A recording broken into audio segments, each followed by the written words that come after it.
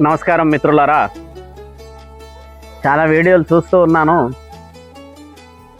31 ఈ సోమవారం రోజు పౌర్ణమి గురించి పలు విధాలుగా కొందరు కూర్చొని ఎక్కడ లేని విషయ వివరణలు చెప్పడం, ధూపదీప నైవేద్యాల ప్రక్రియలు మాట్లాడడం, మరియు వారి యొక్క ఆలోచనలకు తగ్గట్టు ఇక్కడే అమ్మవారు గొప్ప, లేకపోతే ఈ గుడిలోనే పెట్టండి అని చెప్పడం వీడియోలు చూస్తూ వస్తున్న సందర్భం.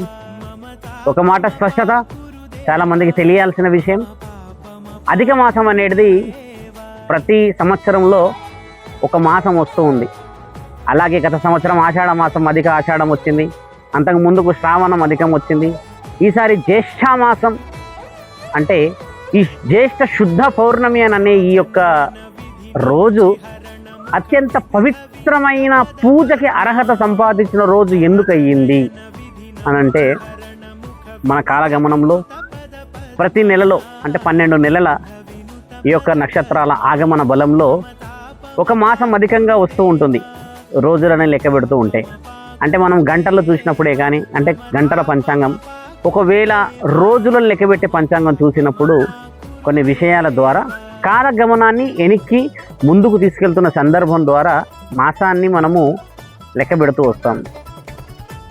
ఆ రోజు చేయాల్సిన ముఖ్యమైన పూజ అని కొంతమంది చెప్తున్న ప్రక్రియలో వాస్తవం ఖచ్చితంగా ఉండవచ్చును. కొన్ని సందర్భాల్లో ఫలానా దేవుడు గొప్ప అని చెప్పడము అనేది అవాస్తవం. వాస్తవమైన విషయం గమనించండి. ఆ రోజు గురువులకి శుభసూచకమైన రోజు. గురువులు అంటే గురువు ఎవరు? లోక శ్రేయస్సు కోసం పనిచేసే వాళ్ళు, సమస్త లోకాలు సుఖంగా ఉండాలని ప్రయత్నం చేసే వాళ్ళకి మంచి రోజు.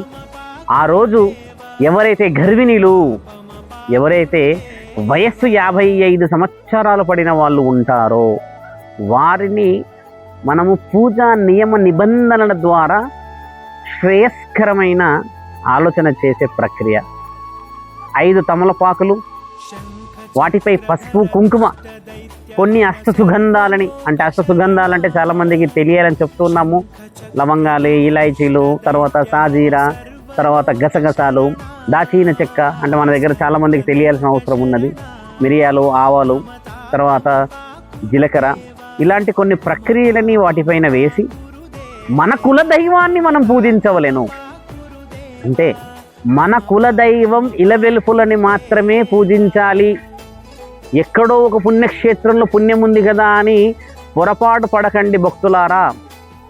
ప్రజలందరికీ తెలియాల్సిన విషయం, పుణ్యక్షేత్రాలకు వెళ్ళిరండి, వేరే గుడిలోకి కూడా మీరు వెళ్ళిరండి, అది చాలా మంచి ఆలోచన. కానీ ఫలానా గుడిలోనే పెడితే బాగుంటుంది అన్న ప్రక్రియలో నుంచి మొదట బయటికి రండి.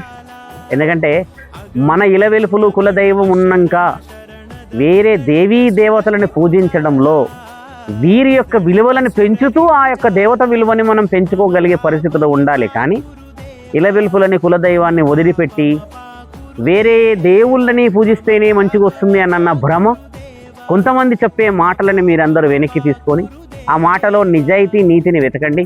కాబట్టి ధర్మ సంస్థాపనార్థం మన అంశ అంటే మన వంశం పుట్టక ముందుకే అంశ ద్వారా కొందరు దేవతలని మన పూర్వీకులు మనకు అప్పచెప్పి ఉంచారు. వారిని మీరు పూజించవలెను.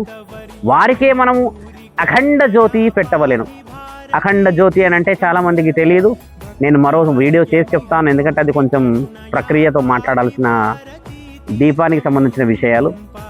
అఖండ జ్యోతి పెట్టి ఆ అఖండ జ్యోతి పక్కనే నేను చెప్పిన ప్రక్రియ పెట్టి, ఆ తర్వాత ఎవరైనా గర్భవతుల మాట ఎందుకు చెప్పాను అని అంటే, వారి యొక్క గర్భంలో ఉన్న బిడ్డ అధిక మాసం అనే వచ్చినప్పుడు వారి ఆరోగ్యాలని కాపాడే పరిస్థితి మనకు చాలా అవసరం. ఎందుకంటే ఇది గురువులకు మంచి రోజులు అని చెప్పాను నేను.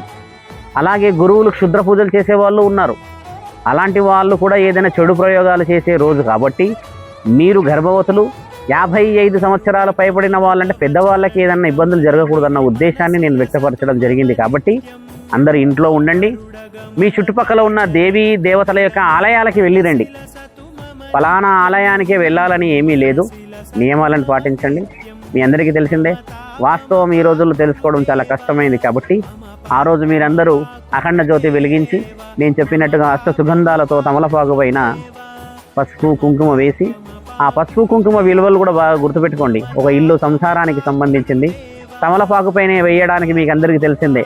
అష్ట సుగంధాలు అని అంటే ఒక ఇల్లు పండడానికి, ఆరోగ్యాలు ఉండడానికని శుభసూచకం. కాబట్టి మీరందరూ మితమైన భోజనం చేసి ఆరోగ్యాలతో ఉండాలని చెప్తూ, ఎలాంటి ఆలోచనలు ఉన్నా కూడా గురువులని మీకు సంబంధించిన వాళ్ళని అడిగి తెలుసుకోవాల్సిందిగా కోరుతూ ఉన్నాం. జై శ్రీ కేదార్.